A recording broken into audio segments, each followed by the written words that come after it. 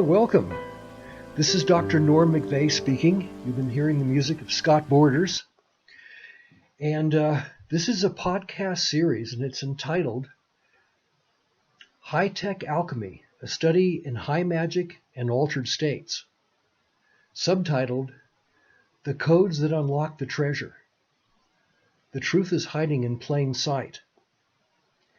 And these podcasts are copyrighted by iBlissnow, LLC, 2018, all rights reserved.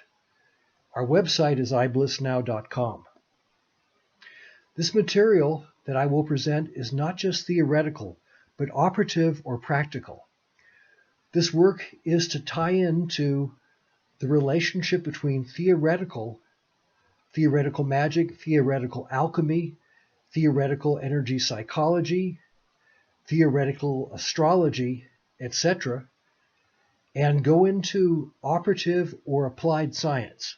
So it's the bridge between the two. This is definitely not speculative, but tested out on the workbench in a quantum physics lab. And free demos of this work are available at our website, iBlissnow.com.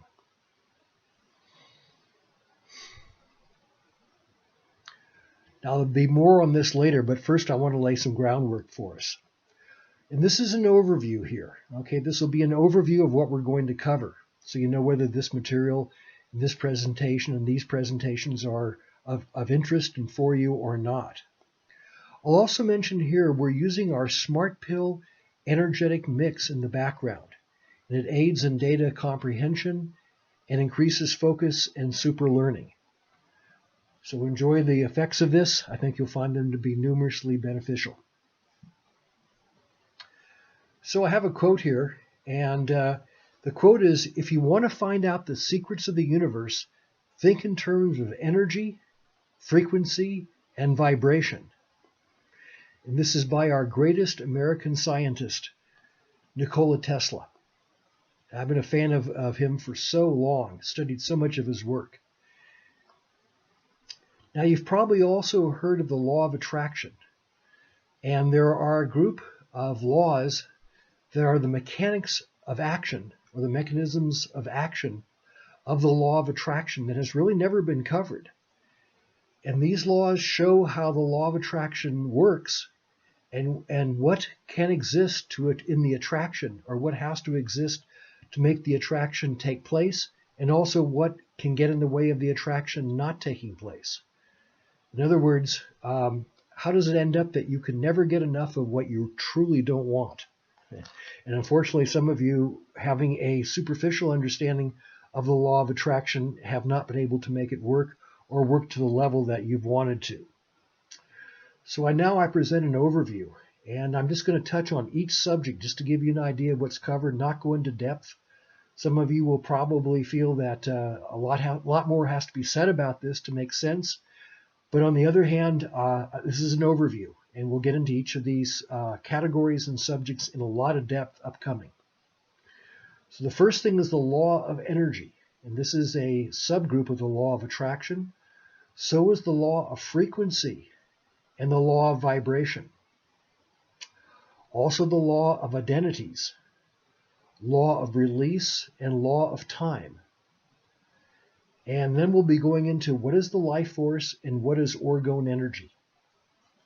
And this will be a really, really interesting topic for those that want to increase your vitality and your well-being. And next we'll go into the law of wealth, backed by popular demand. And we'll talk about the energy frequency, or the wealth frequency. And this is no joke, there is one. And the ancient Egyptians knew about this in Egyptian temple science. It's come up, it's hiding in plain sight, but so many of us have missed it. And this energetic field, or this frequency, has a lot to do with how you accumulate wealth, whether you look at spiritual wealth, material wealth, health wealth, etc. So we'll go into this in great detail.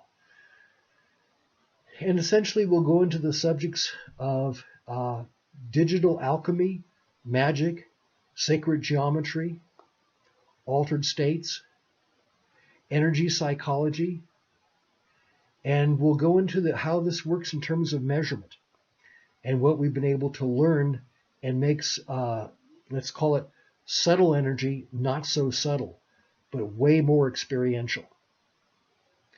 And what I consider we're doing here is fulfilling the goals of ancient metaphysical science. If you're a fan of Manly Palmer Hall, and I read him in the 60s, cover to cover, book to book, and one of his famous books, The Secrets of the Ages, we'll be going to that, and we'll be taking it up with quantum physics and taking a look at how to make the secret of the ages manifest through super quantum computing.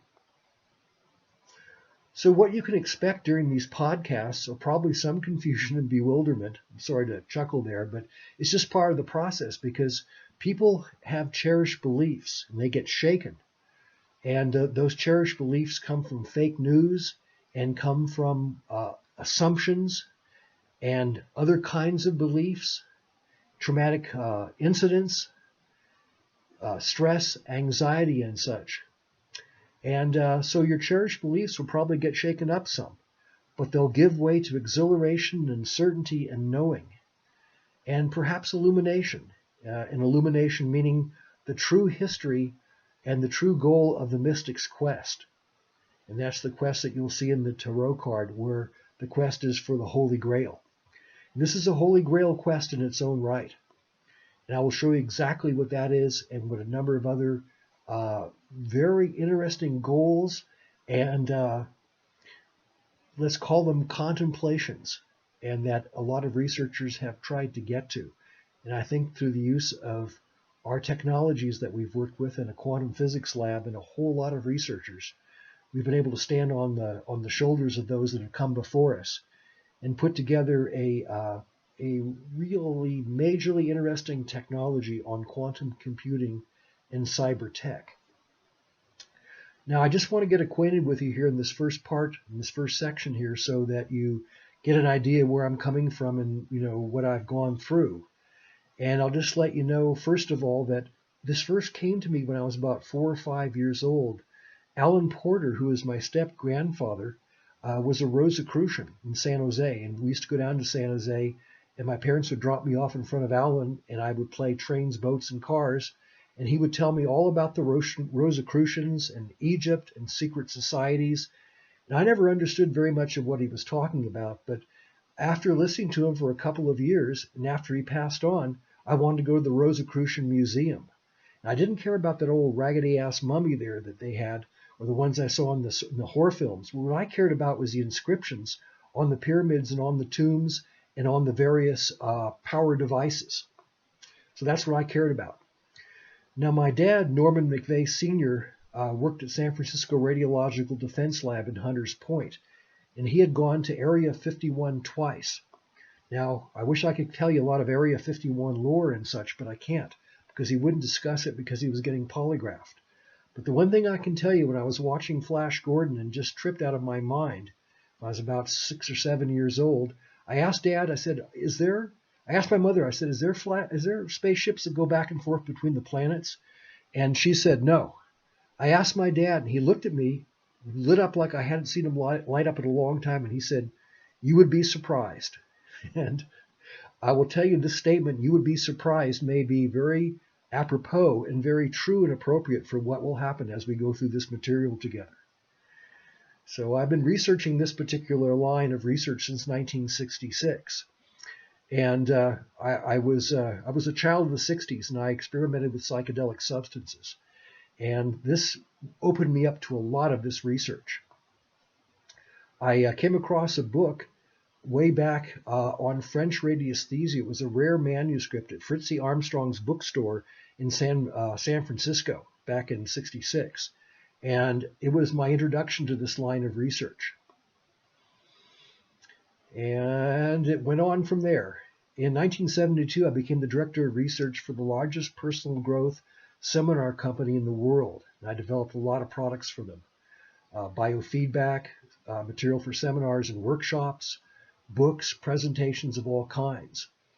And in 1974, I met Dr. Christopher Hills, who wrote a book called Supersensonics. And he included some of this material from Egypt that was researched by the French radiesthesists. And he included this in his book Supersensonics. And I met Christopher after I read the book, and he built a box called a Pi-Ray coffer. It was based on some of this material. He invented some of these other, developed some of these other demos, and built some of these things that came out of this book of the French radiesthesists. And they were the ones that were able to, and I'll get more into this in a lot more depth, but the French radiesthesists were the ones that when Napoleon raided the tombs in Egypt in 1798, he brought back over 1,000 artifacts to a vault underneath the Louvre under King Louis. Now, it sounds like we may be going into a major screenplay here, Raiders of the Lost Ark, whatever. And I'll tell you, yeah, we are. But this is the basics behind it. This is the screenplay behind the screenplay, so to speak. But anyway, the French radiesthesists pulled those artifacts out in 1930 and started researching with it. And they wrote a paper. And that paper and that book, which was never published, was held in keeping pretty well in secret, passed around just a couple of circles until someone got a hold of it and wrote up a very small paper-thin copy of it in 1966, and then Christopher Hill's in 74. So that's the research line that I followed. 1976, I taught a master's and a PhD program in a graduate school for graduate students in the use of biofeedback instrumentation in therapy and psychological testing. That was for a master's and PhD program for the graduate students. Really loved it. Now, I developed the first psychological test, a biofeedback or computerized biofeedback test that was done telephonically, and that was in 77. And then I went on to write a number of books: Goal Dynamics, Release Dynamics, Self-Inquiry Dynamics, The Bliss Factor, Encounters with the Life Force. These are some of my earlier work. And my earlier companies was Introspective Technology Services, which used a computer voice analyzer that I mentioned earlier for psychological testing, and Applied Communication Services, Biofeedback Therapy, as I mentioned, Oxygen Research Institute, and there I developed life force analyzers and life force amplifiers. And the analyzers I never marketed, but the amplifiers I did. And these were adventures in radionics and psychotronics. And prior to that, I was a featured speaker at the U.S. Psychotronics Association. And I also spoke at Global Sciences, New Living Expo, and a number of other conventions and such like that, mostly in alternative energy, particularly alternative psychology and alternative healing. And also I worked in the quantum physics lab for 20 years, the last 20 years. And my current books are High-Tech Alchemy Meets Ancient Metaphysics. It's a study in high magic and altered states. And also Coherent Coaching. That's with EFT, energy psychology, and biofeedback. So I wanted to just give you a brief overview there. So the first subject we'll be taking up as we go through these podcasts together is the secrets of Egyptian temple science, the suppressed and lost story and technology. And I've dug that up pretty well because I got access to what the French radiesthesists put together. And that was in the period of 1937 to 1950. And over 1,000 Egyptian artifacts were analyzed. And the analysis of those was just as striking as could be. And that was I never thought I'd be happy and grateful to Napoleon for sacking artifacts from another country. I think that's pretty hideous. But I do say that I'm very happy to have gotten this research because Egypt has led the field in those various subjects that I've mentioned. And that even goes way back further than that. But this was under the French Academy of Sciences. And the material that they came out with, the results of a lot of years of research with these French scientists, were do not publish this material and do not let it become available because it will ruin medicine, psychology, religion, petroleum, philosophy, on and on and on, pharmaceuticals, etc. So I think that should have your attention at this point in time, if you folks are the folks that I think you are. And bits and pieces of this story have made its way out into major motion pictures, from Raiders of the Lost Ark to the Da Vinci Code to National Treasure and many, many, many more. This is the backstory, the meta story, the docudrama that is behind all of this, and it's never come out. And so I'd like to bring that out now, and through these podcasts. Folks have emailed me with so many different questions and requests and such. This is the best way I know to answer all of your needs and requests without trying to answer them all individually, which I just don't have the time for. But this screenplay I'm going to tell you about is the science behind the films that Hollywood dropped out. And this is the real hidden story told in scientific terms after many fact-finding and research and discovery trips around the world that I've made. And this is what the Nazis were searching for. They believed that there was a hidden technology that the aliens left behind for us, and their goal was finding those power structures and those power products and those power devices from Egypt, and to understand the Egyptian technology. And they were seeing how to weaponize it, where I'm looking at obviously is another direction, and that is how to use it for higher states of consciousness and betterment.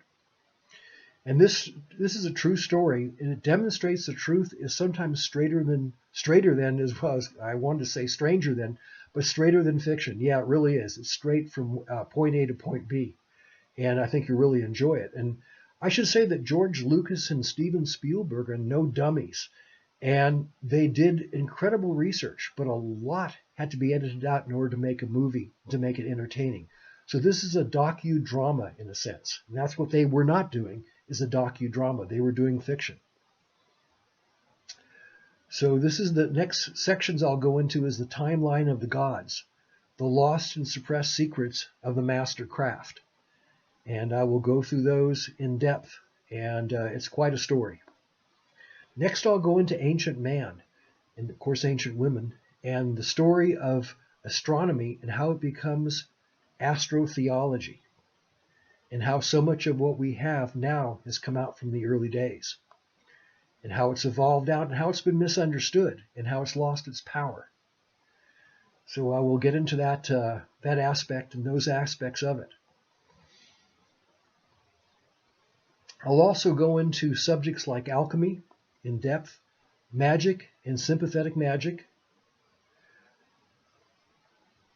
sacred geometry, Freemasons and Rosicrucians, the Vatican Library, which I had a chance to go to. I got to the secret library in the Vatican, and I didn't go to the more advanced ones, the more secret ones, but I certainly got into one that had books that blew my mind for a month. And I'll go over some of the research that I saw there. We'll also go into the Knights Templar, the Emerald Tablets, and King Solomon's secret, and how he became the richest man in the world. The Holy Grail, the Bible Code, which is astrotheology, the real Da Vinci Code, which is essentially what I've mentioned in this screenplay, Best of All the Pictures, Hidden Backstory. We'll cover some of the Da Vinci Code too, and what didn't get covered in the code. Astrotheology, some about secret societies, but we won't go into conspiracies or such like that, more than just a word or two. Astrology, aromatherapy, quantum physics, and radionics. That isn't a big mouthful. And then to continue, take a breath, I will. Psychotronics, action at a distance, digital alchemy, altered states, sacred plants, and how they can be digitized, ormus, white powder of gold, digital pharmacy, what some of our customers have tongue-in-cheek called us, energy psychology. We'll go into some particular energy fields, white light, horizontal negative green, higher harmonic of ultraviolet. I know these don't make sense to you now, but they will. Higher harmonic of gold, positive green. And we'll go into a lot of what the goals are on this planet for the recovery of things like the Holy Grail, Golden Fleece, Golden Mean, Golden Ratio, Grail Cup, Ark of the Covenant. And I want to tell you that it's possible to discover those through a process that we know of and we've discovered, and to get the energy of those without knowing or having to know exactly where they're physically located. And that's what we'll be doing. I'll also be going through some material of Sir Laurence Gardner, someone I've corresponded with and talked on the phone many, many long hours, in his phenomenal book, Shadow of Solomon, which has a good lead up to the tech I will get into in terms of the quantum physics lab tech. But this is a good lead up book. And there'll be a couple other books I'll be going into just covering some aspects of it. And we'll go into some quite advanced technology for wealth and wealth acquirement, having to do with the frequency of wealth. And this is no joke. And none of this has come up before that I've ever seen through any of the YouTube videos or lectures I've gone to or research friends I've talked with. This information has not been there. It just hasn't been. Laurence Gardner comes the closest with a good overview of the history, but he misses on a lot of points. And after having talked with him in some depth, he admitted that perhaps we should write a book together, or I should do some research in these other areas, because he did not know about some of these topics, or the French radiesthesias, or a lot of this other material. And it would have made a really good secondary book for him. Unfortunately, he passed on before we could do that, and so I only corresponded on some of the research together. I'll go a lot into the secrets of quantum physics and how they relate to altered states and healing, energy psychology, and such like that. And we'll go into digital alchemy, and I think you'll find yourself mind blown that alchemy, from what it was with the alchemist's furnace and all the different compounds, that work can now be done within a computer, a super quantum computer.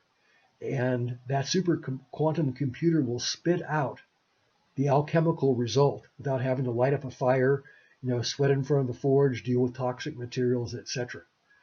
A combination of a super quantum computer and talking with the life force and digitizing and a few other technologies will make this really come about and come true. So that's what I'd like to say at this point, and essentially stay with this. And that's essentially what I'm going to lay out, and we're going to go into a lot of depth. And again, this is not something that is just theoretical. This is not theoretical Masonics, or we're not practicing as a theoretical Rosicrucian or a theoretical Mason.